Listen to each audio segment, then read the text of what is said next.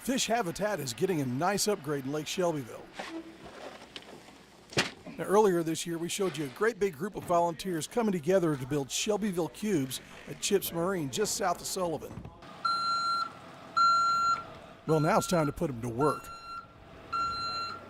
Lake's 50+ years old, so it's definitely aging. We're losing a lot of the structure, so we're trying to replace the structure and with something that's going to last for quite some time.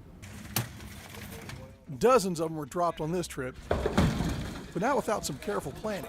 1, 2, 3, 4. With some really valuable guidance from some local anglers, it was time to get them in the water.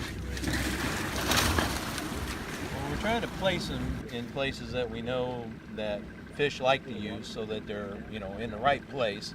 And then we're putting them up and down the lake in a variety of places so that, we get more fishermen are able to use them, and fish are more active in different parts of the lake during different seasons.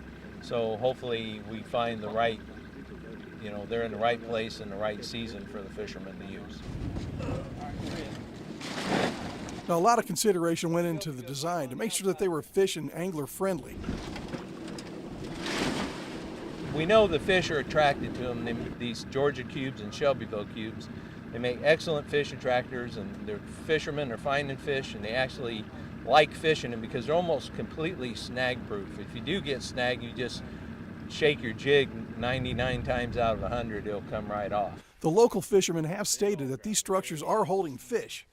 We had a crappie tournament, and there was 2 individuals that solely fished off the cubes, and they come in 5th place. So, they did real good. Long-term studies will be conducted to evaluate just how effective they are on species of fish and total biomass. Now, other projects have been tried to improve fish habitat, but with limited short-term success. Our Christmas tree drops and things like that really help, but 2 to 3 years they deteriorate. These will be in here a long time. Now, the goal is to have over 200 of these things built and sunk in the lake this year. Yeah, we're putting them out pretty steady. We got 3 more builds this year, so another 150 we got planned. Now, to complete a project of this size, a whole community of fishermen had to come together to get the job done.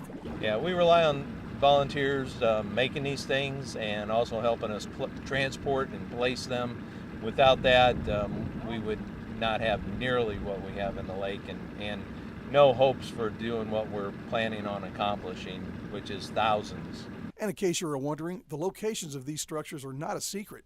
Lake Shelbyville Fish Attractor Maps. You'll get the Corps of Engineers website will pop up, and then there's a link to where the maps and the coordinates are actually located. 3004. Now, as you heard earlier, there's 3 more of these builds coming up. So if you want to help out or volunteer in any way, contact the Lake Shelbyville Project Office or give Chips Marine a call. Through my lens in Shelbyville, this is Steve Nichols, WAND.